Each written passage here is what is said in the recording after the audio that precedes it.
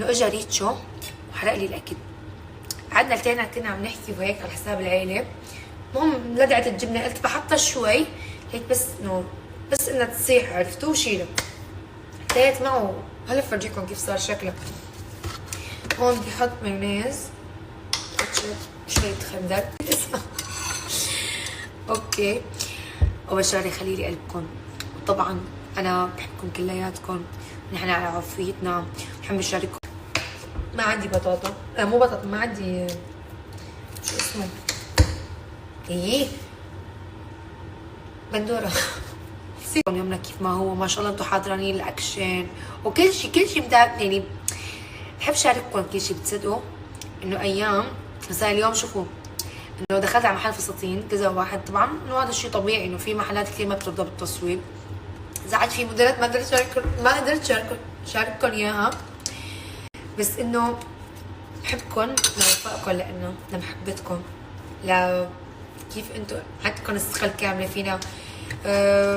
كل شيء عن جد، يعني مثل ما انت عم تحكي عنا بكل هالمحبه واللطافه وكيف بتحبوا، والسهره وجاي على السهره انا كمان.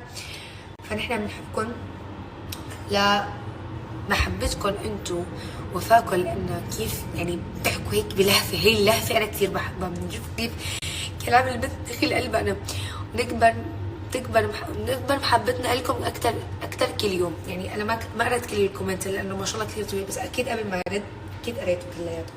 شوفوا ريتشو كيف حرق لي هون الاكل،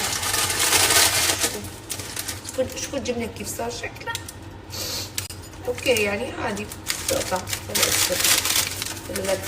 ما ادري كيف صار، ما بدي احط ملح، خلص هيك بس هيك. يلا على سهرتنا نروح ناكل ونحضر مسلسلنا. واللي عم يحضرني بانه حلقه وثق بحلم اشرف هي حلقه 56، هي شيء 56 حلقاته لانه كثير قصار، ما فيهم نص ساعه يا دوب، فيعني الحلقتين هي حلقه تعتبر. يلا نضبط بس شوي نشيل هدول لك يا عمري. جيت شايفين شلون؟ شوف انا بدي اكل، ما تجي تقول لي انت عم تجوعيني، انا ما دخلني. يلا وهيك بتضل نظيفه وما فيها اي شيء. بالزبده الجاي غير شكل. يلا بضرب هدول الغراض طلعتهم. لا حبيبتي ما تشتغلي اليوم نروح. انا قلت لك اخانا اليوم والله انشغلنا، بكره لازم ننزل بكير على السوق كمان الشجره.